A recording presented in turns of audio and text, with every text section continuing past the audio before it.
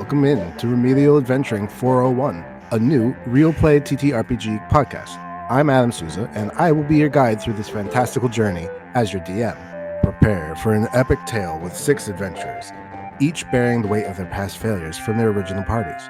Now thrown together in the remedial class, they're on a quest for redemption and their elusive adventuring license in the captivating realm of Elyrion. So, gather around the virtual table, wield your dice, and brace for a tale of second chances, daring escapades, and the pursuit of greatness amidst setbacks. Welcome to Remedial Adventuring 401, where new legends emerge from failure.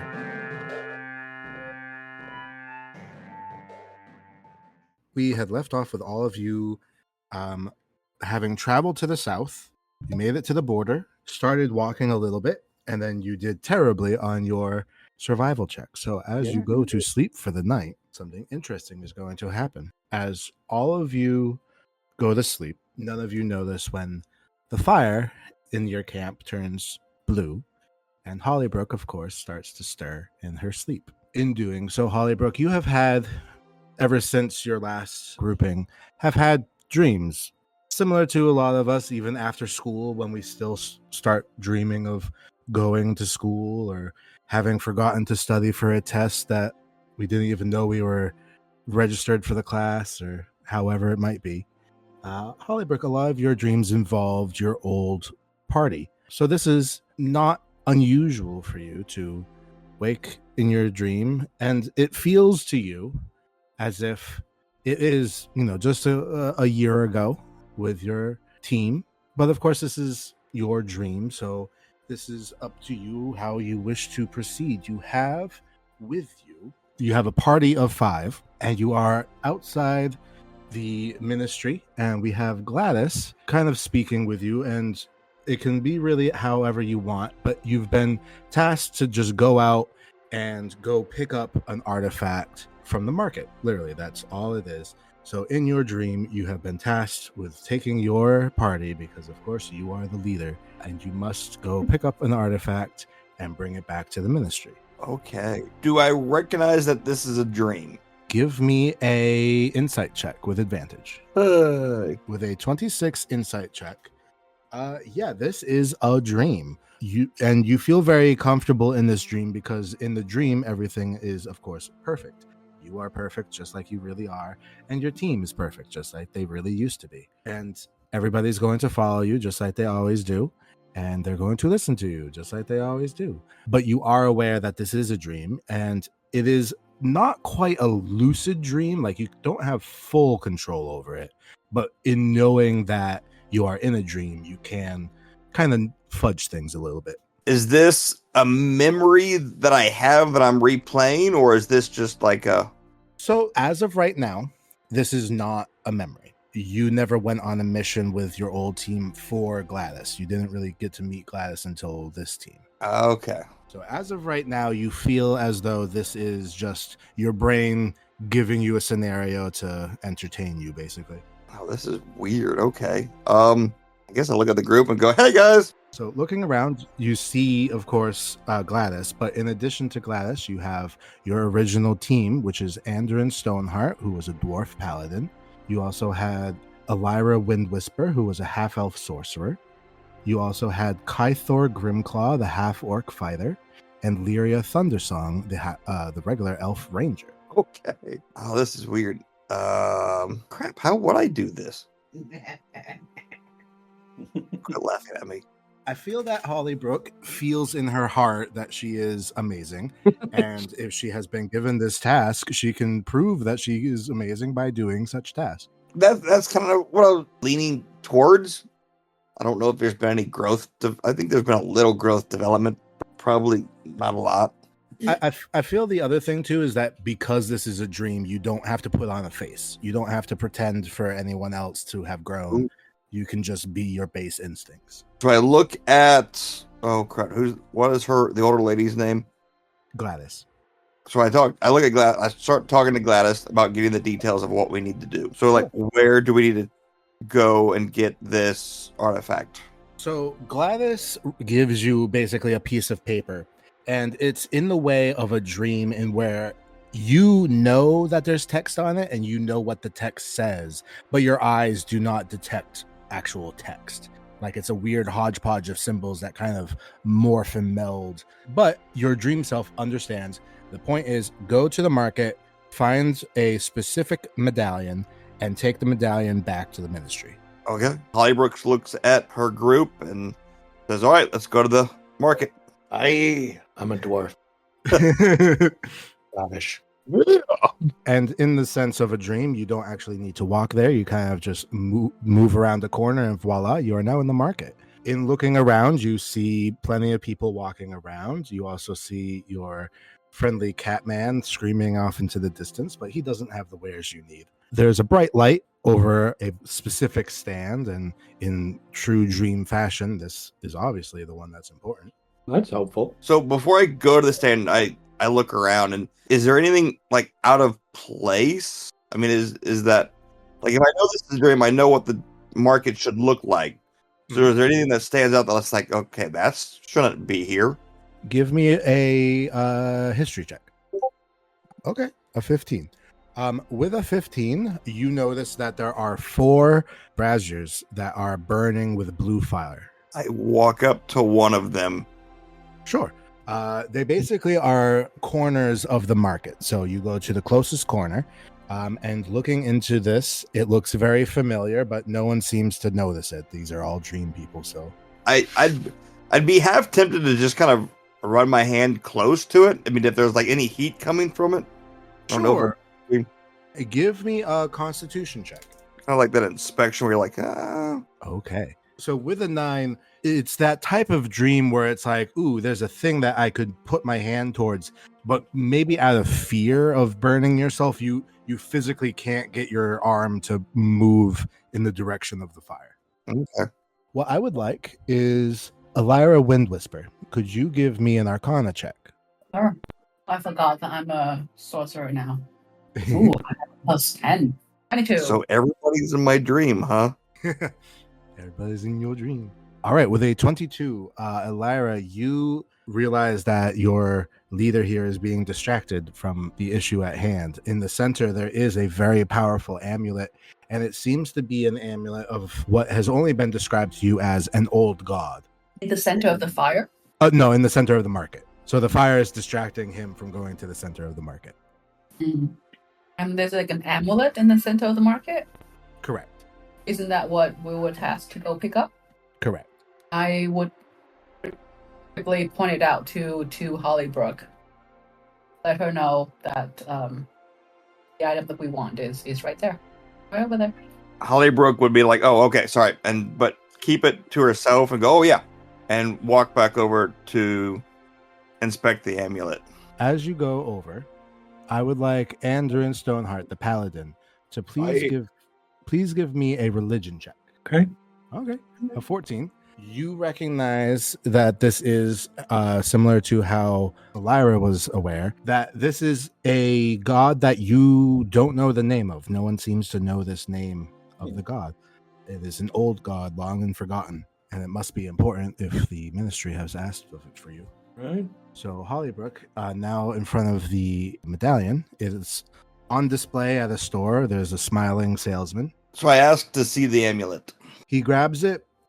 Give me a perception check with disadvantage. Oh, You forgot the first rule of the barter system. Look at the things you don't want first. Oh.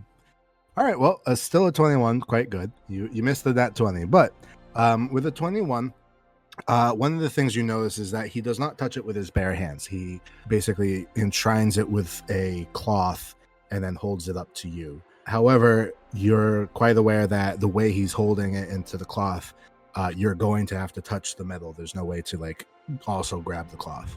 so I asked him, what can he tell me about it? Give me a persuasion check with advantage. So with a 17, he nods. He says, yes, I got this from the northeast, a land quite barren and far from here. Does Holly-Brooke know anything about the Northeast? Yes, you were just there. Like, we were just there, weren't we? Yes.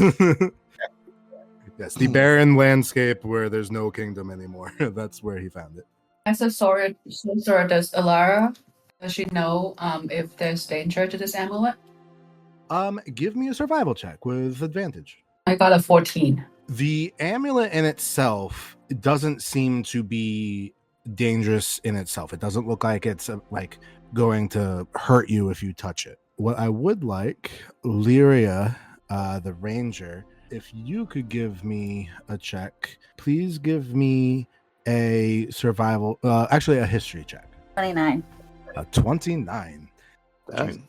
All right. Well, Elyrion, you, despite not knowing this god, you do know that this is basically a emblem that would have been used in some type of like holy war, but it's now like an artifact, and it's definitely from something important. This is like a major artifact from, like I said, like some type of holy war, but similar to what Elyrion had discovered, there is no physical danger to it, but the historical significance does still exist. I feel like with a 29, I would just be like, "Oh, my amulet! You found it." You know what? Sure. Lyria convinces the shopkeep that this is hers by describing all sorts of pieces about it, and he's like, "Oh well, you must know what this is," and he hands it over willingly. Holly-Brooke, what I need from you, as he gives it to you and basically drops it into your hands, I need an intelligence saving throw. No. Holly-Brooke has a 7 in intelligence. Yeah.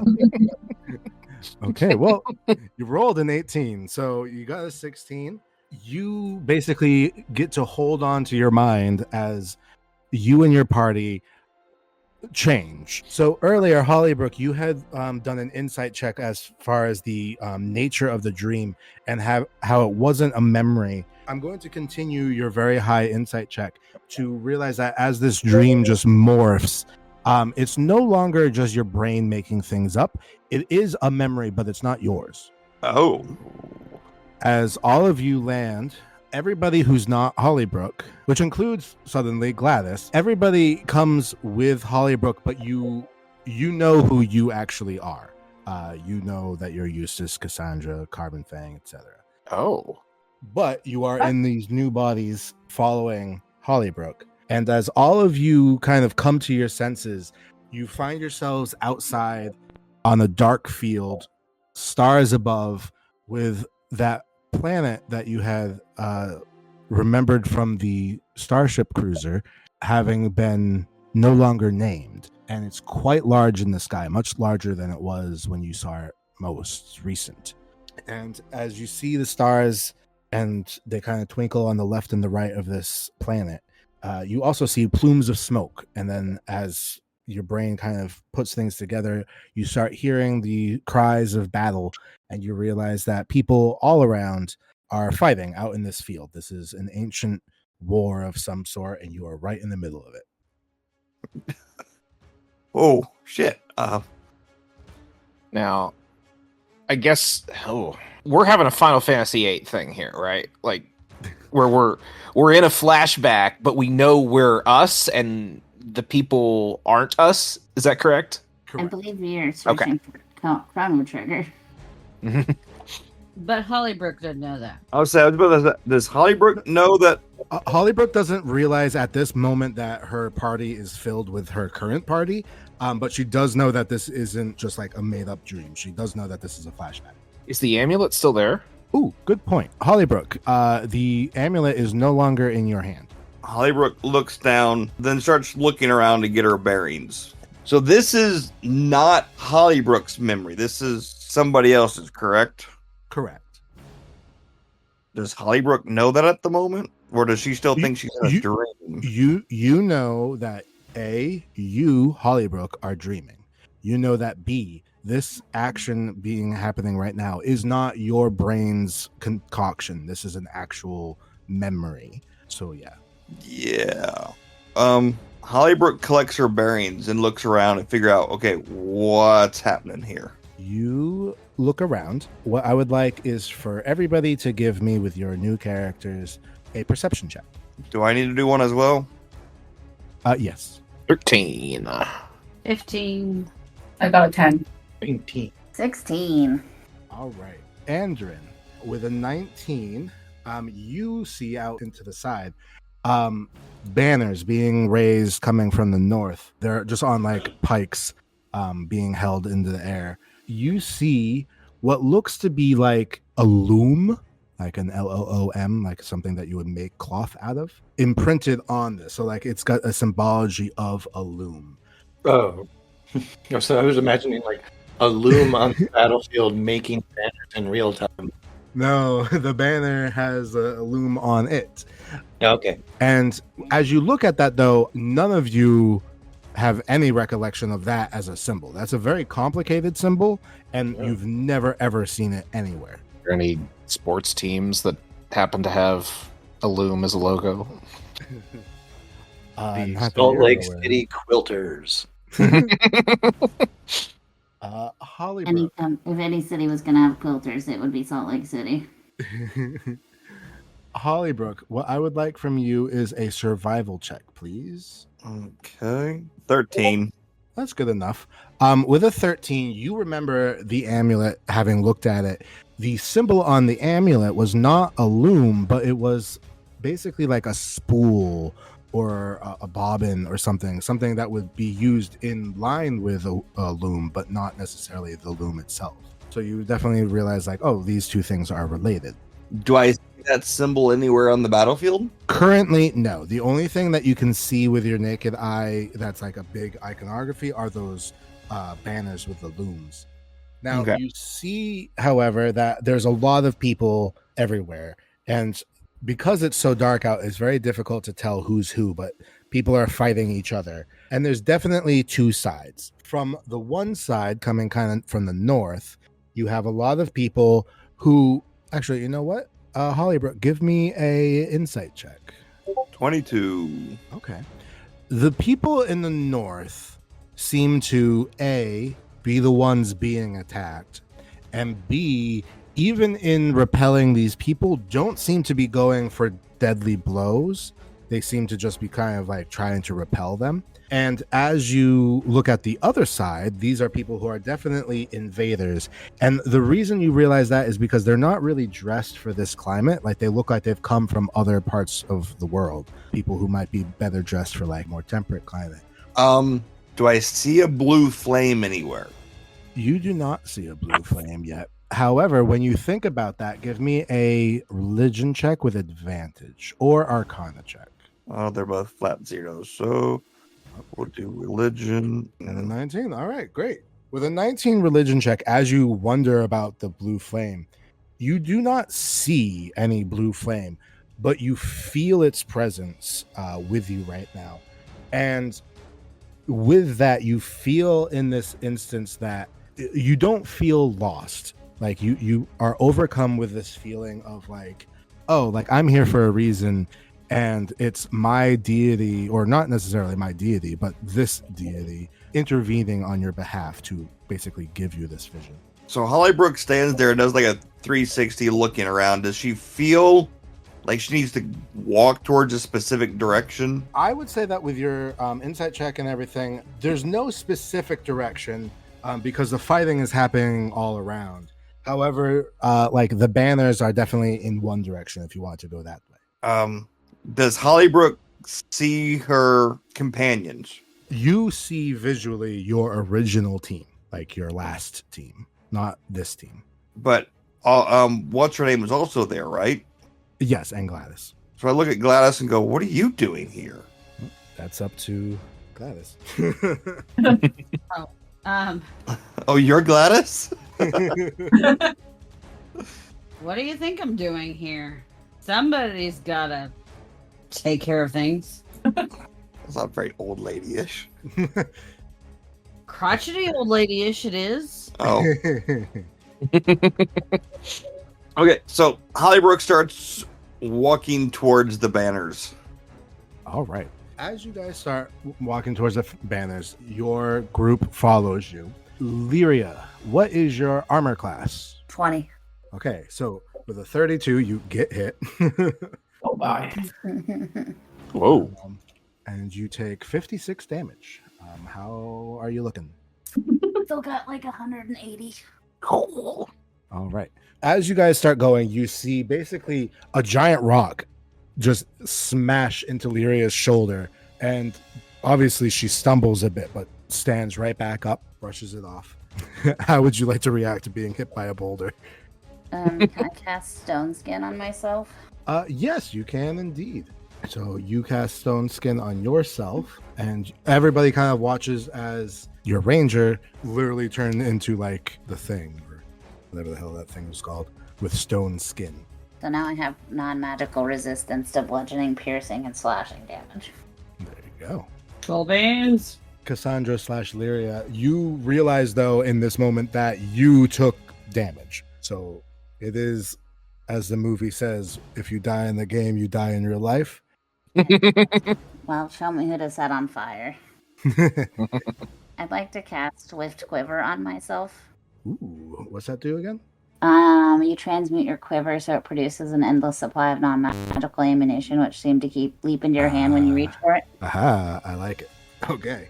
You buff yourself. You see a quiver just filled with non-magical arrows ready to I just crack my neck and grab my bow. Did we see which direction the boulder came from? It came from the south. Okay. Kythor wants to just pick up the boulder and throw it back where it came from. Okay, cool. I like that. Kythor, give me an athletics check. Okay. That's an 18. Cool, good enough. You pick up this giant boulder and throw it towards the oncoming crowd of soldiers. Give me a percentile dice. All right. How many people do you kill with a boulder? Oh boy. Let's see. Oh, there it is. Okay. That would be 13, I guess. Okay, you kill 13 people with a boulder. Oh, I feel such guilt, shame. They started it. Does Holly-Brooke realize that her companion took real damage? Give me a medicine check with advantage. Because I would think that would probably bring her out of some type of stupor. Just like, oh shit, what's going on? An empty plain, are there trees and rocks and stuff? It's not a completely barren, like it's not like the moon, but it is very much like scrubland. Okay. Okay, you got a 26, and you want to roll again? Oh, did you say advantage? Yep. I mean, 26 definitely gonna get it, but let's just see if you get any better. What am I rolling again? Oh, medicine. Yeah. 26. The dice god said you get 26. That's it. No more, no less. Yes, with a 26, I would say that A, you realize that she really took damage, and B, you're now aware that that's not Lyria, the Lyria that you remember. This is someone in Lyria's body. So Holly-Brooke goes over to Lyria and looks at her and goes, Lyria? But with that questioning, like, huh? No, you tit. What are you doing in Lyria's body? No, I have just woke up here in someone else's body and then got hit by a big fucking rock. You should probably get out of the way, though, because I'm gonna destroy these fucking people. Are you okay at least? No. Do I look okay? Do I sound okay? Holly-Brooke goes like, oh shit. All right, I'm out of the way. Okay. Can I fire a conjure volley? Sure. Give me a percentile dice. Okay, just out of 100 or? Yep, hundreds of volleys. How many volleys hit people? Okay, most of it just go into the dirt. 8 people die. So it looks really impressive. So you watch as Lyria like jumps up, pulls out her bow, thwomps her bow, as from one bow becomes like 300 arrows, 292 of which just hit the dirt, and 8 of them kill people. I'd like to have Kythor just kind of let out a hearty guffaw because it is funny. I yell, bitch! Which only has Kythor laugh louder. I think having, being in someone else's body, it makes sense. You're not perfect right away. What I would like, though, from Holly-Brooke, as you look to the north where these people with the banners are, you see literally the planet, which is quite large in the sky, like it's bigger than the moon. It's glowing with a brilliant bright light. Not quite as bright as the sun, so the ground isn't illuminated, but if you were to look at it, you'd have to squint. And as you start looking at it and you squint, you see basically like a figure, very like Jesus pose, like standing straight but with their arms and hands out but to the sides, kind of floating in front of the light source, which is this planet. However, as of right now, you cannot get a clear vision of it because of the bright light behind it. Okay. Holly-Brooke looks at it, but then goes back to her companions and tries to make sense of who's all in whose body at this point. About that, I do have a question. Do we have the knowledge that they have if we have their skills? Okay, so we have like selective amnesia, basically. We're just basically. Okay. It's like you had a dream that you are a pilot. It's like, haha, I'm a pilot. I can fly a plane. Okay, I'd have another question. Would our voices sound like us? At this point, sure. Now it sounds like the original voices. Okay, I'm gonna have Eustace take advantage of this situation and just roll. He's just gonna go with it and be like, "Who's who, brother?" Because he feels he's a big meathead now. I like it. I like it a lot. Eustace wakes up in a weird phantom zone dream thing, and his first reaction is, "Let's have fun with this." What I would like, Elyrion Wind Whisper, as the sorcerer, can you give me a either Arcana or Religion check, your choice?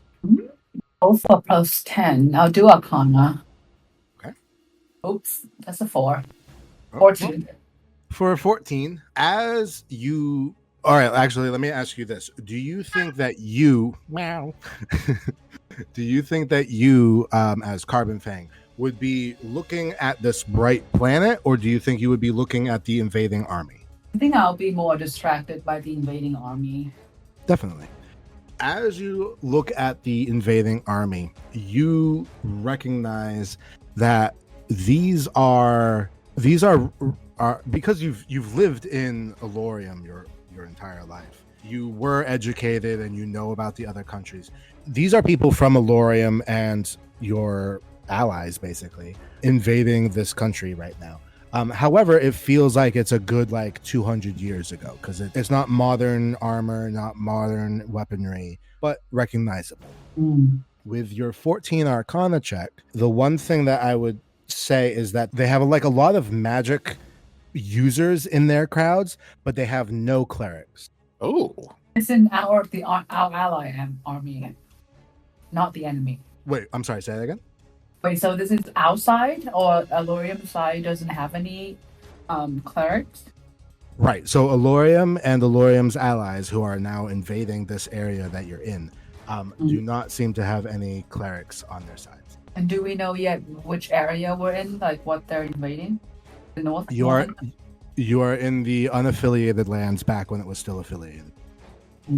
and the giant star / planet is hovering low in the sky, right? Yes. What color is it glowing? What's it look like? It's a bright yellowy gold. Okay. I would actually like from Eustace, your character, give me just give me an insight check. Okay. That's a 9. Yeah, it's a planet and it's glowing gold. I was about to... Could I make some kind of history check to understand the significance of the planet in this realm or this area? I'm going to say it's not necessarily a history check. Or any history about this area. Like, because as far as Eustace is like, oh shit, I want to know. This was a mystery before, and he wants to know where we are. So you know that you're in the unaffiliated lands. You know that you're basically in the center of it. However, you actively don't know anything about this area. You don't know anything about its history other than the fact that it collapsed about 150 years ago. And as you look up in the sky, you know what? As you crane your back, give me an acrobatics check. 16. You crane your back in such a way that normally it would hurt you, and you don't quite feel too bad. In fact, as you're kind of like looking around, what should be a very, because you are adventurers, of course, but you've almost died to a tiger and a wolf. You're not giant battle ready yet. What should be a very scary moment, especially realizing like you can get hurt, you almost feel calmed a little bit. Like there's definitely still the like I'm in the battlefield, but you're not scared. Okay. Interesting. How close are the oncoming forces? At various distances. There's a few people maybe 50 feet away, and then like a large group of people maybe 200 feet away.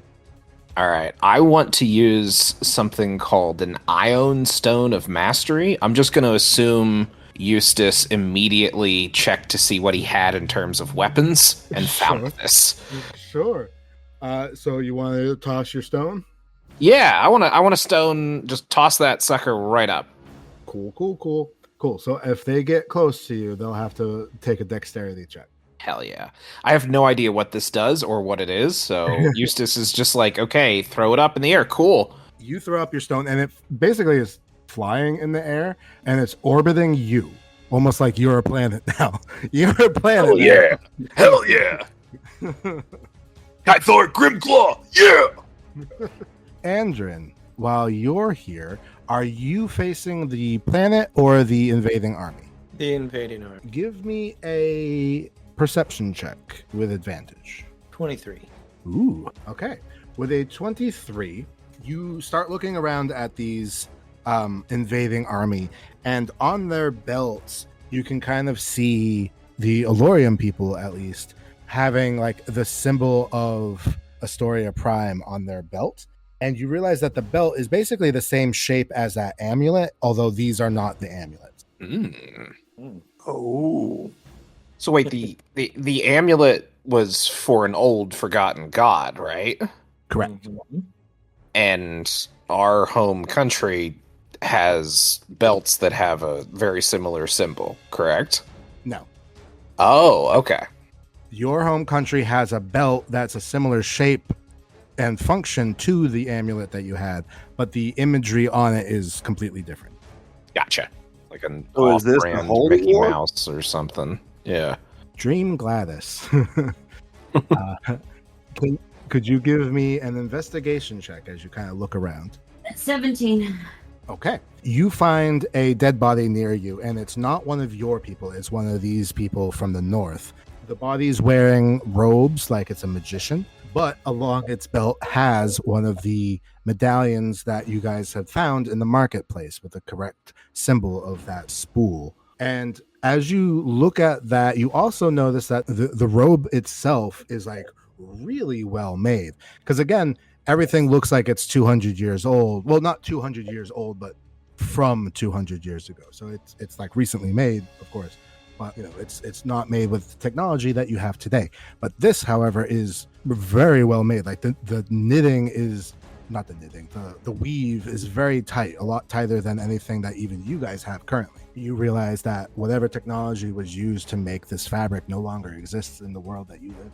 And as you see this belt, you pointed out to Holly-Brooke. Holly-Brooke, you note the belt buckle being the same as the medallion.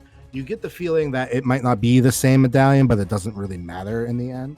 And that this symbol of a missing god is literally the symbol of this figure in front of the planet that you can't quite see. And as you guys kind of bend down to look at this dead body, another body that's not quite dead, but dying, kind of pulls itself, dragging its limp body towards you, recognizing that you're not quite the enemy, but also not them. And with kind of blood burbling out of its mouth, makes some type of sound as if it's questioning you as far as like what you're doing and why you're here. Can Holly-Brooke heal this person? You want to what? I want to heal them. Sure. Okay, that did sound like kill. Yeah, I heard kill. All right. If you would like to heal, would you like to use a spell or would you just like to use your medicine skill? Let's try. Well, let's see. What are my spells? You have lesser restoration, healing word, gentle repose, false life. If this doesn't go his way, I might be able to do something. Well, I don't. Lesser restoration wouldn't work, would it? Because the condition blinded, deafened. Right. So you want to do like healing word or Word. something. Yeah, let's cast healing word. All right. Even though this is like a memory, it's also not real. So, give me a D20. 13. Cool. You heal this person, not to full extent, but definitely far from death anymore. And as he kind of heaves up the rest of the blood that was accumulated in his respiratory system and clears his throat, and he speaks to you, specifically with a weirdly French accent. And by French, I mean Draconic. He asks, he says, where did you come from? Who are you? We're still trying to figure that out. Who are you and what's going on? This does not instill him with any sense of good tidings. But as he kind of looks around, So yeah, I mean, yes, but also like, who are you? And you're like, I'm trying to find that out. That's a weird answer. It's the correct answer, but it's a weird answer. But he basically looks around at the war around him and then back at you and just says, we're in the middle of a war. Are you on our side? Yeah. he's wearing the medallion, right? Yes, he has it on his belt. Okay, so Holly-Brooke says, yes, we are on your side. Cool. He says, good to find another worshiper of... And as he speaks, you watch his mouth move. And it does so in the way of a dream where it doesn't actually form a word. And the sounds that come out basically become like down-pitched and weirdly warped. And it's like almost like a record being played weirdly. Give me a wisdom saving throw. You're good at that. I am, but I probably just jinxed it. 14. Okay. With a 14, you definitely hear like a weird distorted version of the word, but you can hear the word and you feel in your stomach like you weren't supposed to be able to hear this word, but you did. And you hear the word Elyrion, which is a word you have never ever heard of before. And you also realize it's the name of the god. And you have basically unlocked this word, and it will no longer be censored in the dream.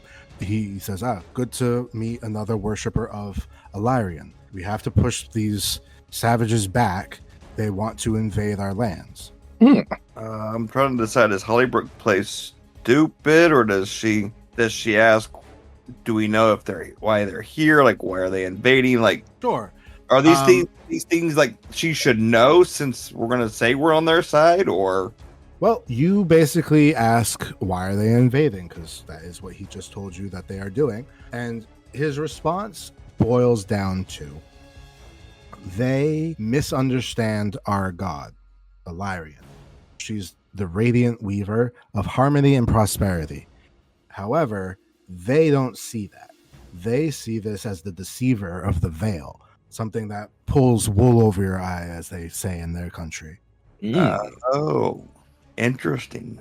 You get the feeling that this is history, obviously, but history is cyclical. You feel that although this story in itself might be self-contained and have already done, you feel that this is not necessarily exactly playing out, but something similar going on to real life. This god has been misrepresented. Similar. It's still, creating cloth in its visualization, but the meaning of it changes depending on who's talking about it. One person creates harmony, one person creates lies, but it's both the same god, and it's really a matter of what's the truth. Does Holly-Brooke make that connection with this, not really god of death per se, but is it god of death? I would like from you, because you yourself are tied with this god in the sense that you are undead and you can talk to ghosts and stuff, I want a ghost medium check with advantage. Oh shit. Okay. I thought they were 2 nat 1s. Okay, so you got a 7 and a 1. But with a plus 13, you still got a 20. With this ghost medium check, you realize something that had been tickling your brain ever since you met the people from this Ice Shroud Dominion in episode 2.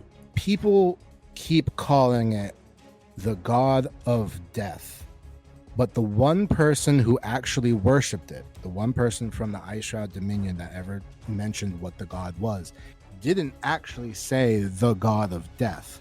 They said the god of the dead, which is technically different. Oh. Right. As you come up with this realization, your party continues to kind of send volleys off against the invading army, but it doesn't really matter because this is not accurate. This is just a vision of the past. You're unable to change it. And as you basically have an out-of-body experience where you kind of zoom out and can see the whole field, you're no longer controlling your body, but your body's still fighting. And you watch, and very soon, as this deity comes down, and you can now see the deity now that you know who it is. It's a woman with beautiful golden hair, and anybody who had felt close to her, you would realize that, like, for the most part, this is a good deity. You feel that the people who worshipped her actually understand what she's about more than these people who fear her. However, because she is the god of like arts and agriculture and harmony, she's not the god of war. She very quickly loses. Her armies are decimated, and she, even as a deity, falls. And you watch as the light from this planet fades, and basically the dream starts to turn into like a mist or a smoke, and all of you wake around the campfire in the morning, having had restless sleep, but you did get a long rest, each of you waking up in your correct bodies in the real world on the border of the Ice Shroud Dominion. I didn't get to animate the dead. Does Eustace have a stone floating above his head? You unfortunately do not. Damn, I wanted to know what the stone did. Holy. Okay, that was a deep night. I'll have Eustace look around and say, so was everyone sharing the same dream, or did I just have some bad parfait? Holly-Brooke was like, you guys were there too? Knowing the answer, but kind of hoping it was still all a dream. Eustace is self-consciously looking at his forearms and just like, oh, man. Scrawny boy again. Oh, man. It was kind of nice throwing that boulder, though. It is morning. It's cold because you are much further south than you normally are. It's not icy, but it's cold. It's probably in the like mid 50s right now. Actually, not even 50s. I would say like maybe mid to high 40s. So, did we see anything? Did something strange happened the night before that triggered these dreams? Does anybody remember anything as we were falling asleep last night? Holly-Brooke, as you wake up, I would like a wisdom saving throw. I have no 22. Okay. With the 22, basically, as you woke up, you saw the campfire. It was blue. And then as everybody woke up, it turned back to a regular fire. Ooh. So Holly-Brooke looks at the group and goes, did anybody else just see the campfire? No. For role playing, none of you saw anything. Okay. Did all of us hear the name of the god, or was that just Holly-Brooke? You all heard it because you were all close together with that dying guy. So Okay. And it was not Elyrium, because that's a different thing. It was, could you say it again real quick? Elyrion. Elyrion. Okay. So we all heard the missing Elyrium name, correct? Last night in the dream? Yes. It appears so. Well, that tidies up that mystery. It's a shame we didn't get to find out anything about the sheep. It would have been nice to know about them as well. Kill the sheep. Yeah, we got the missing god, but what about the sheep? But no, I guess I'll have Eustace kind of. I'd like him to lead like a recap and get everybody on the same page with what we experienced. Eustace, I would like a D100, and if you get a 100, you can find out about the sheep. Oh, okay, here we go. Wait, Eustace. I need a little bit of advice first. What's 2 on the dice? Yes. All right, I am going to get a 100. Oh, 82. Okay, So very close. But now the seed has been planted that the dice are wrong. You think that there's a sheep off into like the distance, but it's just one sheep, and it's not the same. Just solid, just this loner of a sheep, just buying. Would Eustace react to the fact that the dice were demonstrably wrong? I would also say that you, as Eustace, don't know that you were offered if you get 100. Yeah, that's true. He didn't just like reach out into the fourth wall. Okay, he was just like something good's gonna happen, I guess, and it didn't. So it's like, oh, who knows? A boon maybe was granted elsewhere. Okay, that's or should I roll for rationalizing? Yeah, give me a rationalization check. Let's see. All right, there we go. Let's see. That's an 11. So that's higher than a 10. So I'm going to say that while it doesn't satiate you, you can continue without having to dwell on it. Fair. Okay. Yeah, I'll have Eustace run a recap session and pose the question. So we're the baddies, correct? We're the bad ones. like we definitely had our suspicions, but if maybe our crazy shared inception or dream was correct, our country definitely wiped out a god and its followers. And Holly-Brooke, because this part was in your brain, you know what this blue flame god is actually the god of.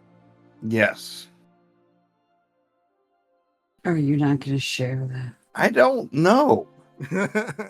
Why don't one of you ask, why are we the baddies if it's the god of death? And then she can respond.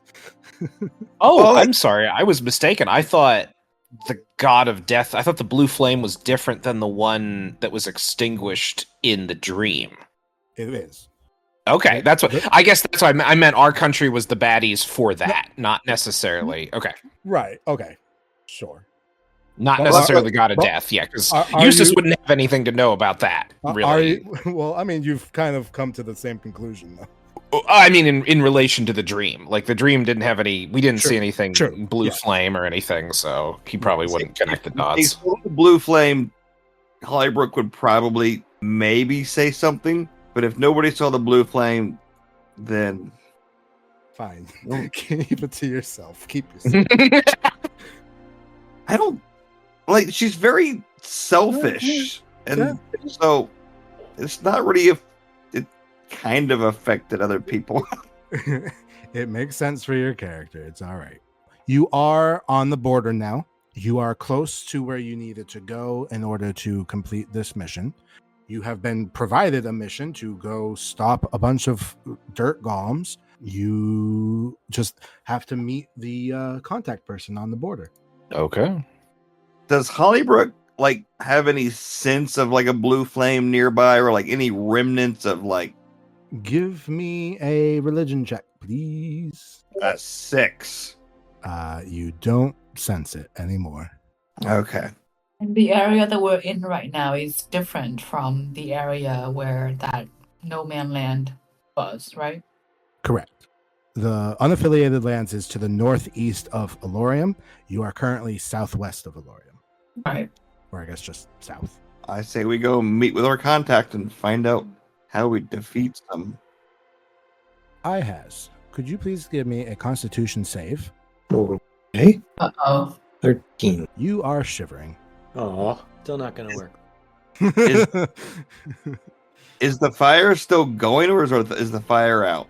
I mean, the fire is going, but it's definitely died down because it's, burnt over the night.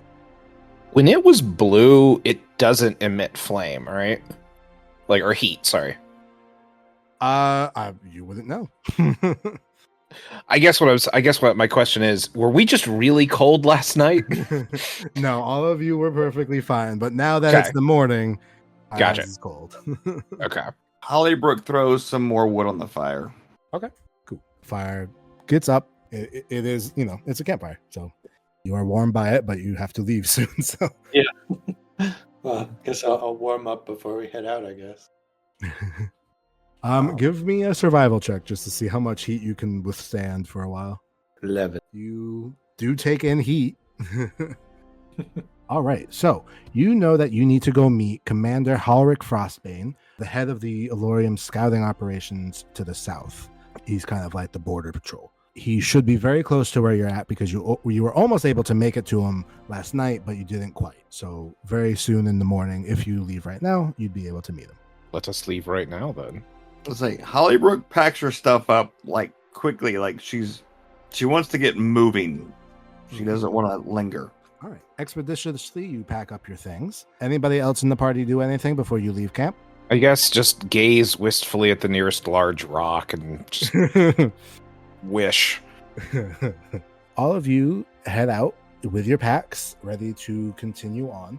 As you make your way along the border, you actually find a small rectangular tower. No walls or anything, or I mean, the tower has walls, but there's no like city wall or border wall or anything like that. But there is a singular tower that you see. There's smoke coming from the top of it from an open flame controlled, and the bottom of it has a door with the Elyrium symbol above it. So you realize that this is a Elyrium checkpoint. This is where you were told that the commander would be held up. So after the dream and Holly-Brooke feeling like she's back in control, Okay. she may go like into she'll resort to like her old self and knock on the door and kind of take the lead, I guess. Sure. Okay, cool. You knock on the door. The door opens up and you see the commander. He says, you must be the ones they told were coming, yes? We are. Yes. There is trouble afoot, I see. There are these large mounds of dirt with the cultists ready to turn them into man-killing machines. We do need your assistance. I need to stay at my post, but we need someone to do some espionage. I lean into Eustace and whisper, war crimes? So where do we need to go? Point us in a direction. Yes, come up. And he leads you into the tower. There's a spiral staircase that leads to the top, and he hands you over to where there's a spyglass on a stick, basically, aimed over the border. And you can look through the spyglass. Hooray! Give me a perception with advantage. Does it require a quarter? Gladly, they have not invented the quarter. All right, with a 20, you are able to definitely see what he's trying to get you to see. You do see that there are about 5 large mounds of dirt, each of which have a small group of people wearing robes over it. You have 3 people, one of which is holding a book per group. So there's 5 groups, which means there's 5 books. And you see that they're doing something around these piles of dirt. With the books in hand and with your 20 perception check, I would like a Arcana check with advantage, please. All right, well, you got a 7 on your first one.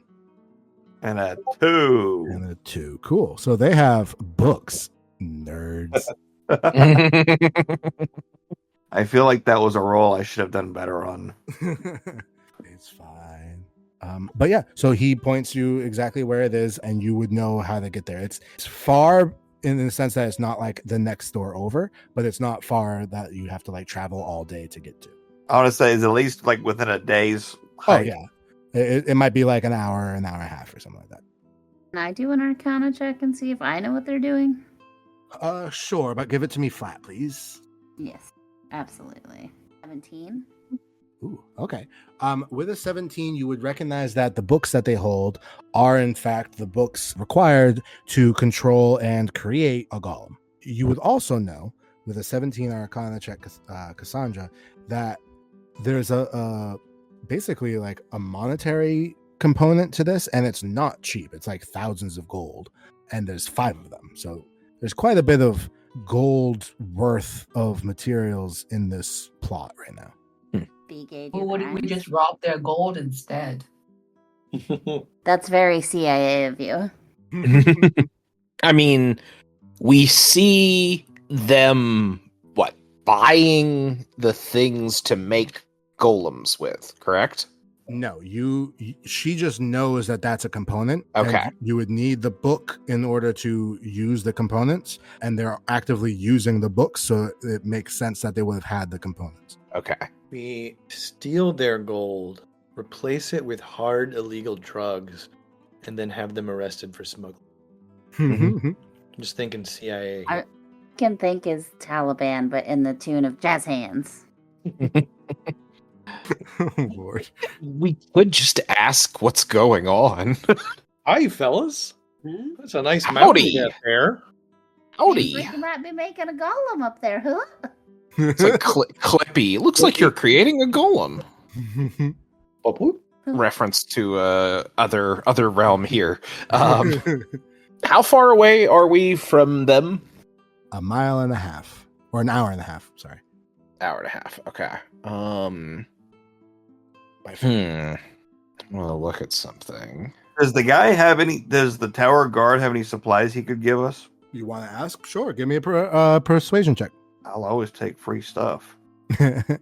17. Yeah. He says, yes, there's a crate on the back end of the building here. If you want to go and check out that. I appreciate it. So Holly-Brooke asks, how long have they been at it? Like, how long have they been summoning these creatures at the moment? Or how long have they been working on it?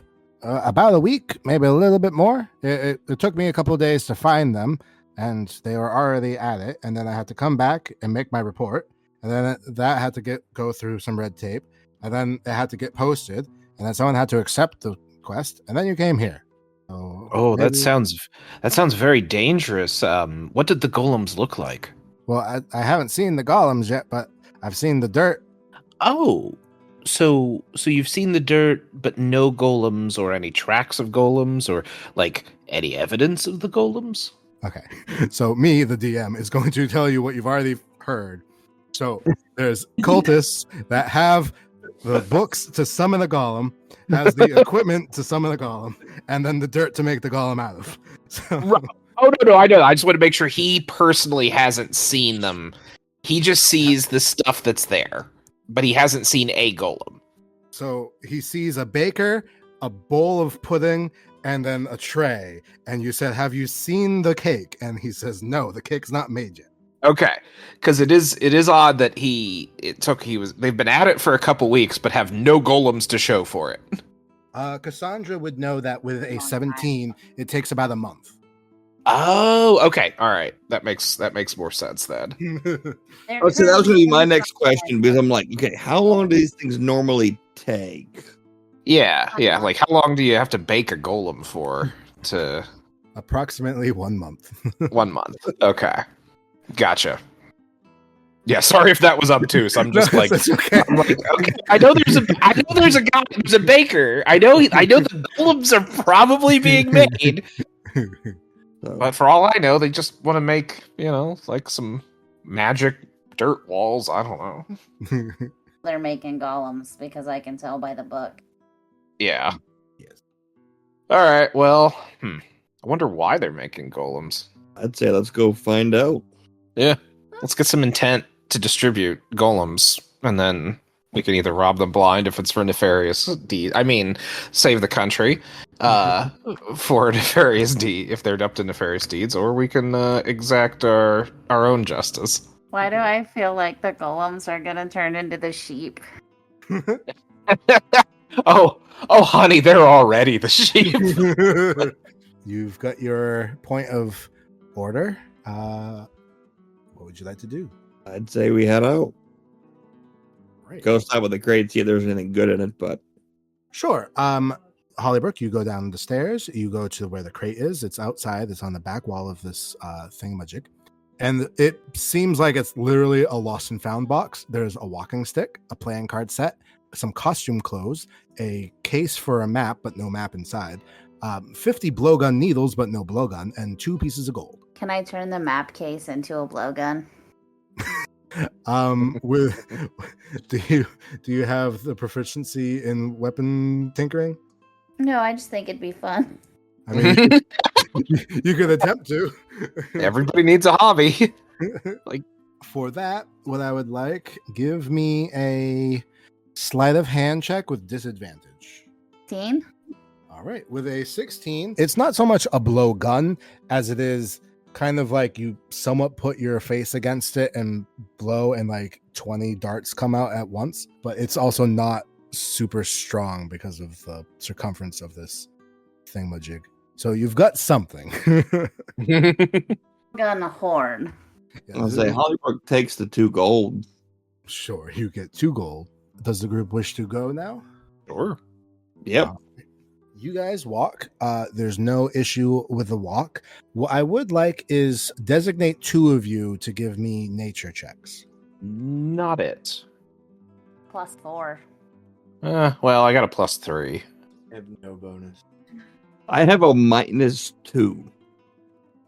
Well, We should definitely do that. Yeah, you don't want Holly-Brooke around nature, I guess. yeah, more of a glamping kind of gal. She's undead. She's not exactly natural. Touche. 2 of you, please give me a nature check.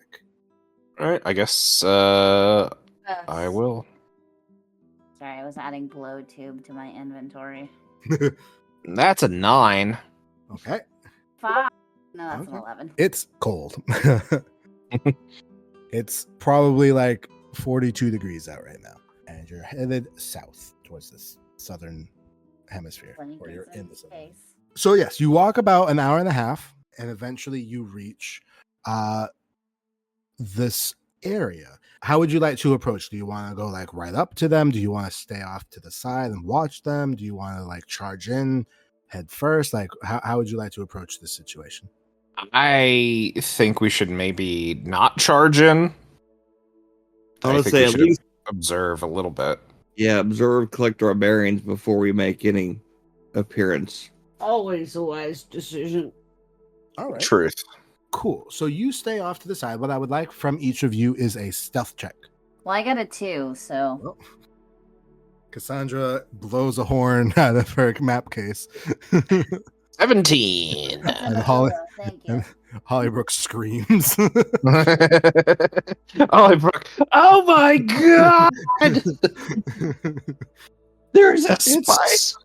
It's so cold. I got a 26 because I got a nat 20, okay? Oh, Nice. Wow. Myrtle has disappeared into a snowbank. Well, she is short, isn't she? So let's see. So we got 26, 17, 16, 2, and 5. All right. So if the 2 and the 26 are gone, you're good enough that they don't. You get the feeling that you might not have not been seen, but you're at least not decided to be a threat. They saw us, they just don't care. Yeah. Let's say, isn't that kind of a response unto itself? No decision is a decision. Well, if they saw us and don't care, and how many feet away are we from them now? You can tell me. 119? 119. Okay. Just under the use of the spell for message. Huh. So do we have a better picture of what they're doing? Like, do we recognize anything? Yeah. Well, I would like anybody who wants to look at that, give me a perception check. Hey. Hey, not 20 and a 6. Nice. Holly-Brooke, you see very clearly what Cassandra had told you before. They are each holding a book to summon a golem. That book is being held by someone wearing a robe, and each of these members wearing everybody's wearing robes. There's 5 piles of dirt. Surrounding each pile are 5 people. There's 4 people wearing robes, and there's 1 person wearing a robe who's holding a book and also wearing a necklace, a pendant necklace. And the pendants are all matched between the 5 of them. They are not your holy symbol. The 5 of them seem to just be kind of like in a huddle over the dirt and kind of just there. They're not actively doing anything. They're not shoveling the dirt. They're not really doing much to the eye. Cassandra, being the more magic of the group, give me an arcana with advantage. 22. So you know that the books are the manual of golems. You can tell that on the outside, this is the manual of clay and dirt. It takes 30 days. Each singular mound of dirt has a cost of 65,000 gold pieces each. Whoa. To create a golem, you must spend 30 times working without interruption with the manual at hand and resting for no more than 8 hours a day. They also have to pay the specified cost of supplies. Ooh. So what you're telling us is that in those mounds of dirt is a lot of gold, or something to be sold for gold. Sure. Okay. The mound's up. Does that mean they have to start again? They get interrupted. I mean, that would make sense. If they sleep late for, 8.5 hours or 9 hours, my question would be, that would presumably trigger a failure state for it. Is any of this stuff reusable? Like, do you just have to start over? Do you have to buy new components? So the components themselves, the $65,000 worth of components, are not consumed until the thing is actually finished. Okay. Gotcha. Clocked over. We could only cost them time at this point. I mean, unless we killed all of them. You've got a few options at hand. You could either A, take all of their books and say, haha, nerds. You could kill them straight up. You could destroy the components, or convince them just to stop. I was wondering if there's an option to take over control of the golems from them. That's also an option. Cassandra, you would know that basically whoever has the book and the amulet would control the golem. Couldn't finish the spell if they didn't have the book or the amulet. Either one. It doesn't matter which one they don't have. Actually, I lied. I'm sorry. When you finish making the golem, the book bursts into flames and you need the amulet to control it. Okay. So we stole all their amulets while they were sleeping and they finished making the golems. It would just be 5 uncontrolled golems. Theoretically? Can you? What's the basic alignment of an uncontrolled golem? That's a good question. A dirt golem is unaligned. I feel, and this is just from a gut feeling, that they would be good friends. Like unaligned golem. Like, I'm thinking gentle giant. I'm hoping.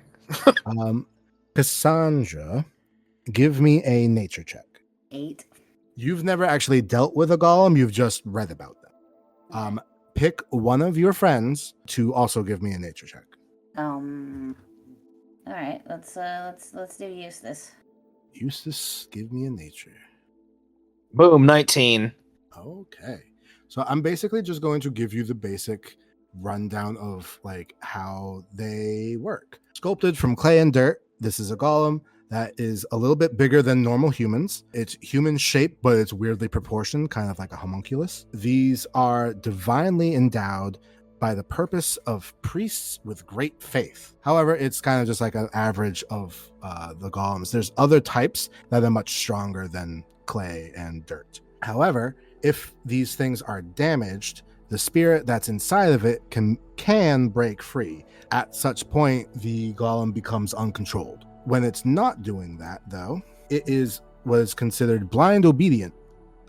When the creator or possessor has the command over it, the golem performs flawlessly. There's no questioning. It just does what it's told.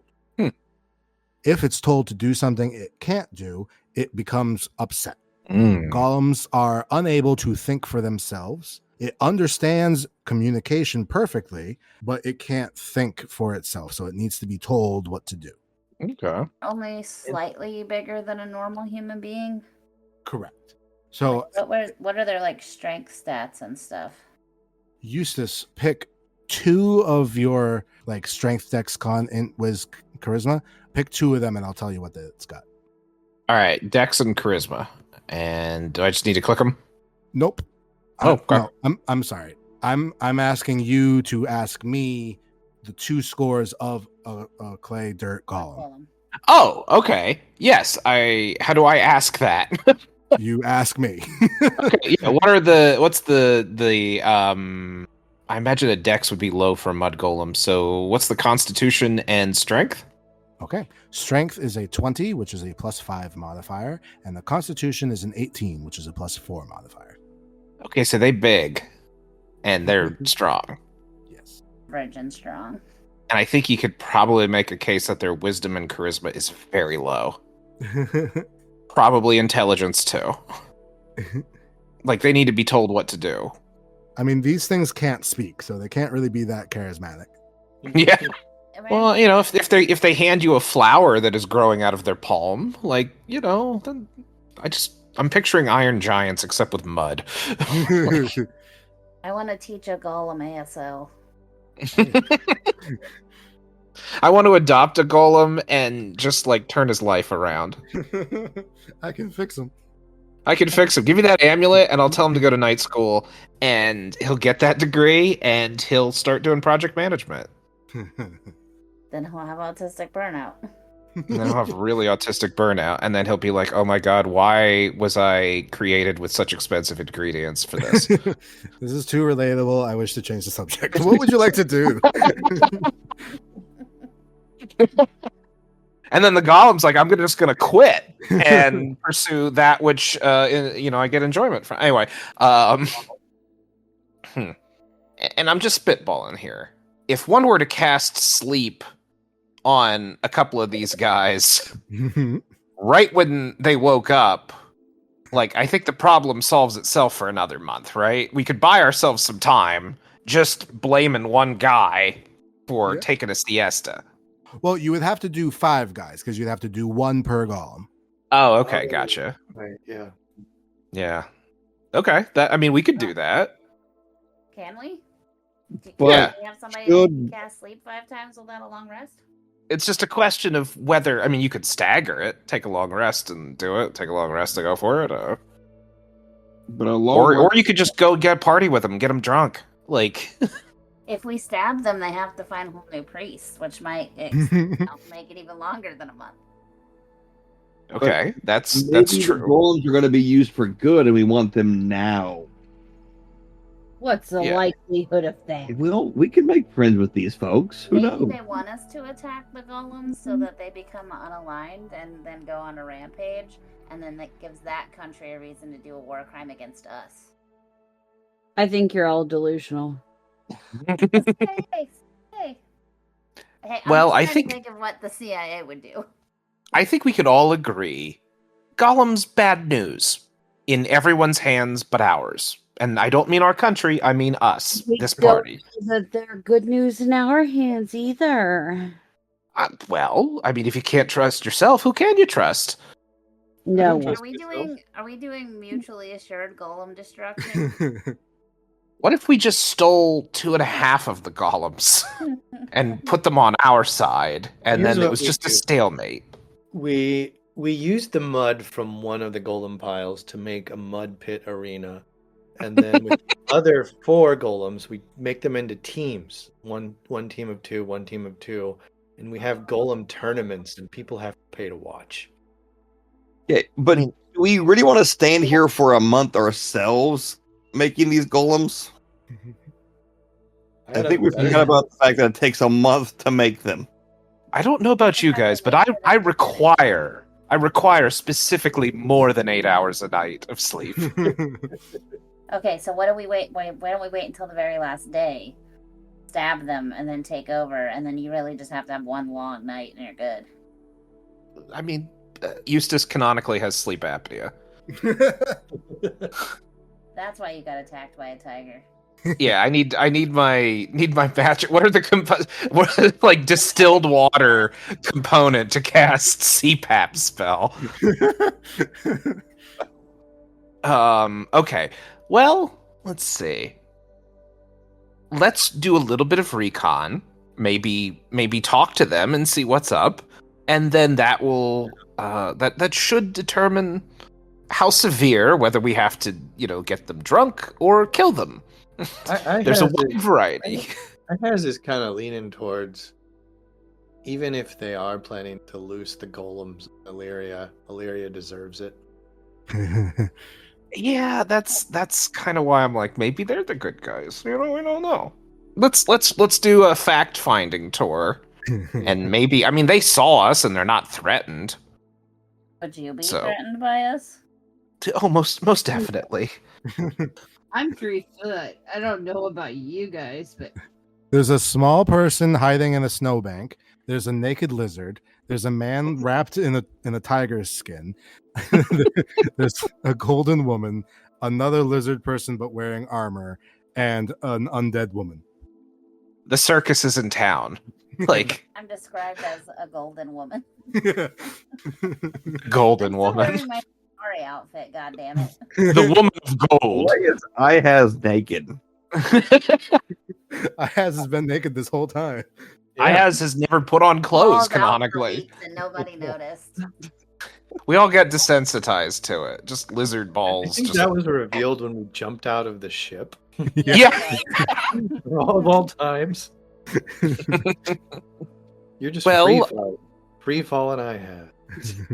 Let's point in two directions. Who wants to take action immediately and disrupt, or who wants to maybe get some more information and see what they're up to? Like, what are their motivations? I'd say motivation. Let's find out what's happening first. Uttering One- false flag under my breath the whole time. All right, so that counts as motivation. Yeah.